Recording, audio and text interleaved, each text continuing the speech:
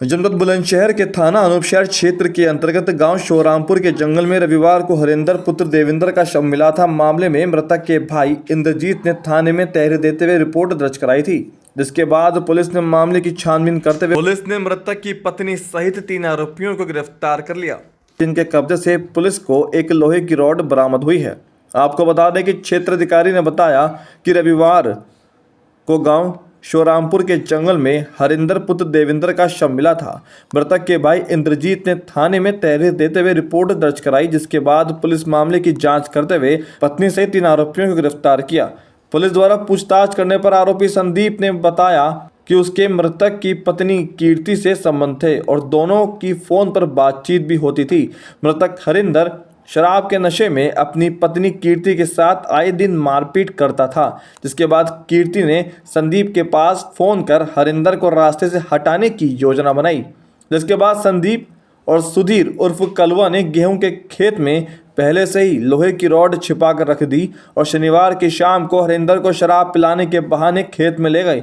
इस दौरान आरोपियों ने हरिंदर को अत्यधिक शराब पिला दी, जिससे वह नशे में हो गया और लोहे की रॉड से वार कर हरिंदर की हत्या कर मौके से फरार हो गए। जिसके बाद पुलिस ने हरिंदर की हत्या का पर्दाफाश कर पत्नी सहित 3 आरोपियों को गिरफ्तार कर जेल भेज दिया। गिरफ्तार अभियुक्तों की पहचान संदीप पुत्र चंद्रभान सिंह निवासी गांव शोरामपुर, थाना अनूपशहर, जनपद बुलंदशहर, सुधीर उर्फ कलवा पुत्र वीरपाल सिंह निवासी उपरोक्त व कीर्ति पत्नी स्वरूप हरिंदर निवासी उपरोक्त के रूप में हुई है। कल दिनांक 2/3/2025 को ग्राम शोरामपुर थाना अनूपशहर निवासी हरिंदर की लौधई रोड के पास गेहूं के खेत में लाश मिली थी। इस सूचना पर तत्काल थाना पुलिस व मेरे द्वारा मौके पर जाकर के फील्ड यूनिट को बुला करके जांच पड़ताल की गई तथा साक्ष्य संकलित किए गए। उस घटना के अनावरण के क्रम में तत्काल 2 टीमें गठित की गई।